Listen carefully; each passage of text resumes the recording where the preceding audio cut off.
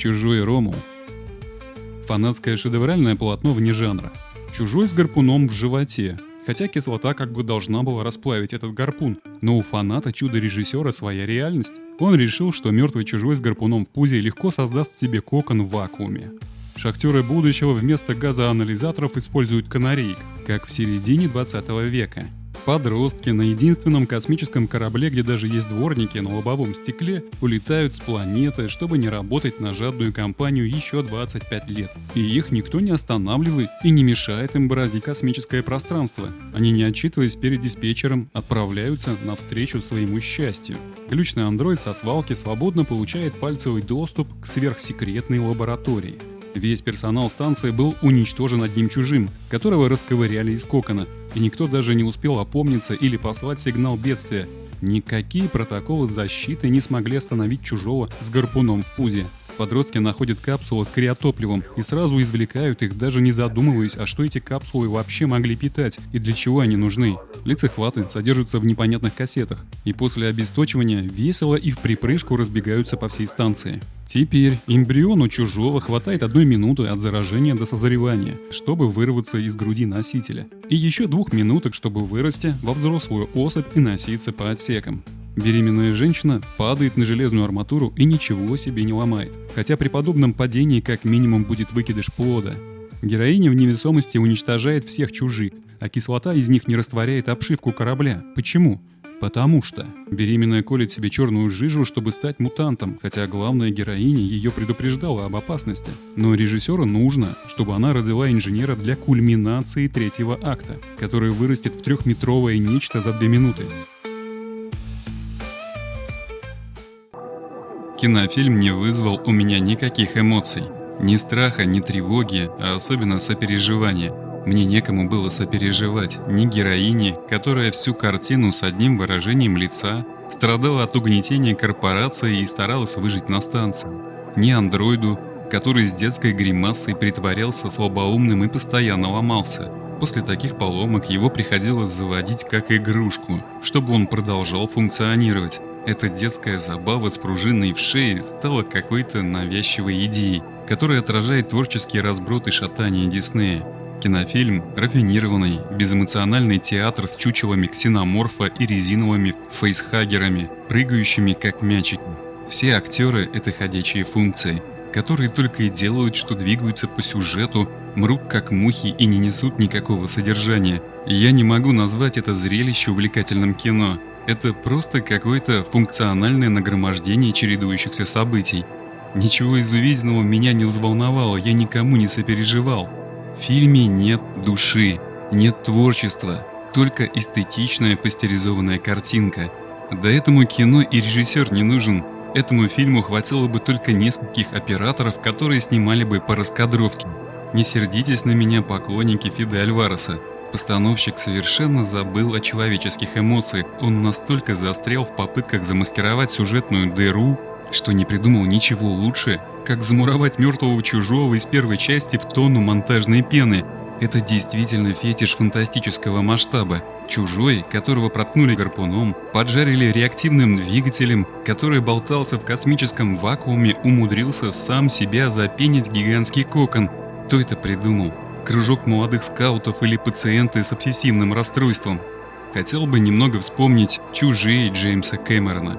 Ведь зрители до сих пор спорят, какая картина лучше, первая или Кэмерона. Я хотел бы вам напомнить, как Кэмерон выстраивал сюжет. Он не просто отправлял героев в логово чудовищ. Он придумал выжившего ребенка. Он смотивировал Рипли заботиться о ней, пожертвовать собой ради ее спасения. А что делает Альварес? Торопится раскрыть интригу, не раскрывает характер персонажей, придумывает поверхностные ссоры вместо глубоких конфликтов. Станция у него безлюдная, там только огрызок плохо анимированного андроида, из которого он делает антагониста. Приклеивает дешевое чучело к потолку и подсвечивает его дырой, чтобы нельзя было разглядеть дешевизну поролоновой куклы. Помещает фейсхаггеров в неконтролируемые инкубаторы, чтобы те разбежались по лаборатории. Ускоряет метаболизм монстров до секунд и наслаждается металлическими зубными протезами ксеноморфа, поливая его литрами бутафорской слизи. Кто-то считает это хорошей идеей. Перед премьерой я предположил, что в фильме будут инженеры. Но то, что нам показали, это какой-то кокаиновый галлюциногенный припадок умирающих клеток мозга, пораженных злокачественной опухолью. Нам показали гибрид инженера и человека, который появился вследствие введения инопланетной ДНК в тело беременной женщины, которая сделала это добровольно. Альварес посчитал, что любая беременная женщина ведет в себя непонятную жидкость, что она настолько безответственная, что здоровье ребенка ее совершенно не волнует. Станция, наполненная хищными особями, которых вырастили сотрудники этой лаборатории, а она колет в себе безобидную витаминку черного цвета, которую придумали эти же психи-ученые. Эта беременная девушка – это совершенно ненужный персонаж. У нее нет никакого влияния на сюжет, кроме рождения гибрида-переростка. У нее нет ни интересных диалогов, ни индивидуальности, нет ничего. Весь фильм ее тошнит, а в финале она рожает это чудо-юдо. Персонаж весь фильм болтается в кадре только для того, чтобы разродиться в финале. В моем восприятии это обыкновенная халтура. Только у меня у одного когнитивный диссонанс при таких данных. Неужели такую чушь кто-то воспринимает всерьез? Вся эта ахинея никак не создает загадочную атмосферу, не создает предпосылки к саспенсу. А знаете, почему Альварес решил, что на станции герои не смогут найти необходимое количество топлива? Да только лишь потому, чтобы в открытом финале погрузить героиню в анабиоз и оставить жирную отсылку. Как я и говорил, этот фильм – нагромождение функций. Ксеноморфы у Альвареса стали флексить и позировать как модели на подиуме. Они теперь не стремительные и смертоносные.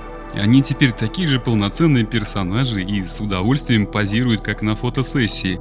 Неужели только мне смешно от всего этого цирка с дворниками на стеклах и с единственным космическим кораблем, которым управляют второкурсники? Космическая станция-лаборатория на орбите, а ее никто в упор не видит. Только наши герои бороздят космическое пространство, а правительство планеты и корпорация самоустранились и улетели греться на солнечные лазурные берега или что-то вроде этого. Это сюжетная ерунда, которая шита белыми нитками, с заплатками кальсонов Ридли Скотта. Даже третий фильм, который не дали доснять Дэвиду Финчеру, который смонтировали без его участия, смотрится интересней и эмоциональнее. В фильме хорошие декорации и приятное тонирование изображения, хорошая операторская работа.